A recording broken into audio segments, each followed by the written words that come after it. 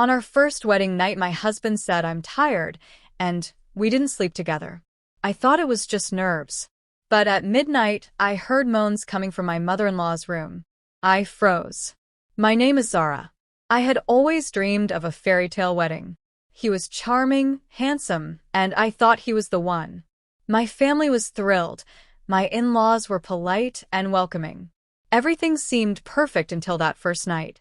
We arrived at the bridal suite exhausted from the celebrations. I was excited but nervous. I wanted our first night to be magical, something we would remember forever. I poured my heart into preparing the room, scented candles flickering softly, fresh flowers scattered around, soft music playing in the background, and even a bottle of champagne chilling. I wanted it to feel intimate and special, the way I had always imagined in my dreams. He came in with a tired smile and said, "I'm really tired, Zara. Maybe we can just sleep." I forced a smile, thinking it was just the exhaustion talking. "Okay," I whispered, trying to hide my disappointment. I went to bed alone, feeling a strange emptiness settle over me. I kept telling myself maybe tomorrow, maybe after the honeymoon, everything would be perfect. Around midnight, I woke up to soft moans. At first, I thought it was my imagination. But then I heard them again, clear, unmistakable. My heart pounded in my chest, each beat louder than the last.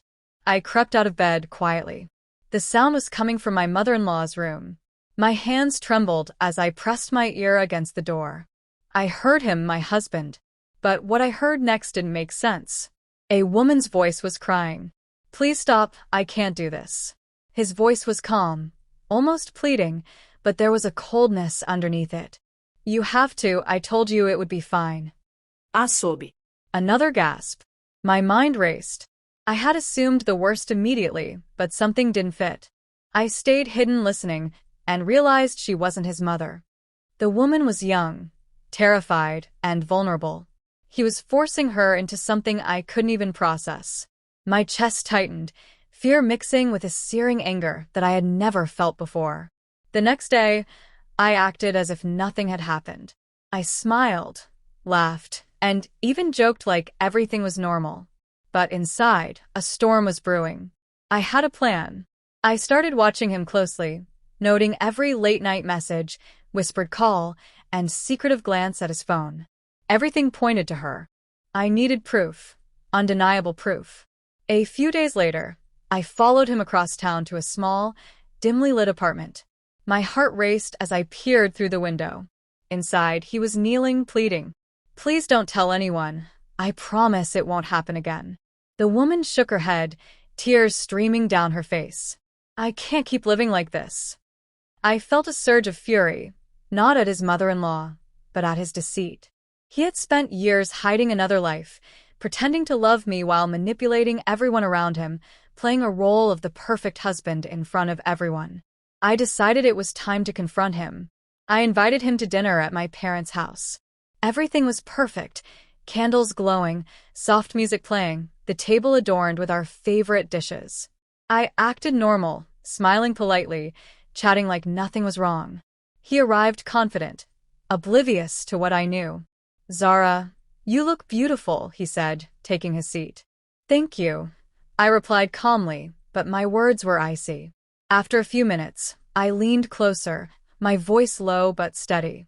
"I need to talk about honesty." He looked uneasy, fidgeting slightly. "What do you mean?" he asked. "I know about her." He laughed nervously, trying to dismiss me. "You don't know anything," he said, forcing a smile. I pulled out my phone. I had secretly recorded him confessing everything to a friend, and I had gathered screenshots of his hidden messages with the woman. I hit play. His face went pale. He lunged for the phone. "Give me that," he shouted. "No," I said firmly, my hands steady despite the rage coursing through me. Everyone in the room watched as the truth unfolded. His lies, his betrayal, his manipulation, all of it exposed in front of family and friends. I had also sent screenshots to his relatives, friends, and colleagues. Within minutes, his carefully constructed world crumbled. "Zara, please don't ruin my life," he begged, his voice cracking. I stepped back, my eyes cold and unyielding. You ruined mine before it even began. He tried to leave, but I blocked the door. You will face everyone you betrayed, I said. He had no choice. He apologized publicly, begged for forgiveness, but it was too late. The damage was done. His reputation, trust, and career, all of it tarnished.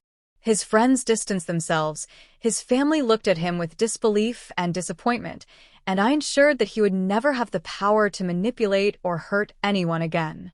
My mother-in-law confronted me, shocked and confused. Zara, what happened here? I looked at her calmly, unwavering. Nothing. But I won't be fooled or manipulated. I filed for divorce immediately. Unlike him, I was prepared. Unlike him, I had control over my own life. I left with my dignity intact, reclaiming everything he had tried to steal from me. Months later, I moved into my own apartment.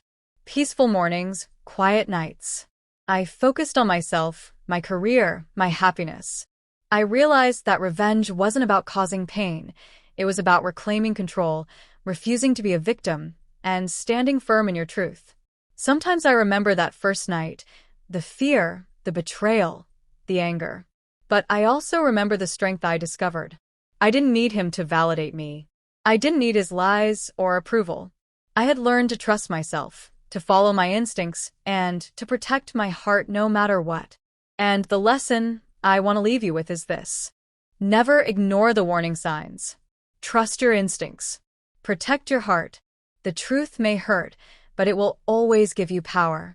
On our first wedding night, my husband seemed tired, but I woke up to betrayal. I chose myself. I exposed everything.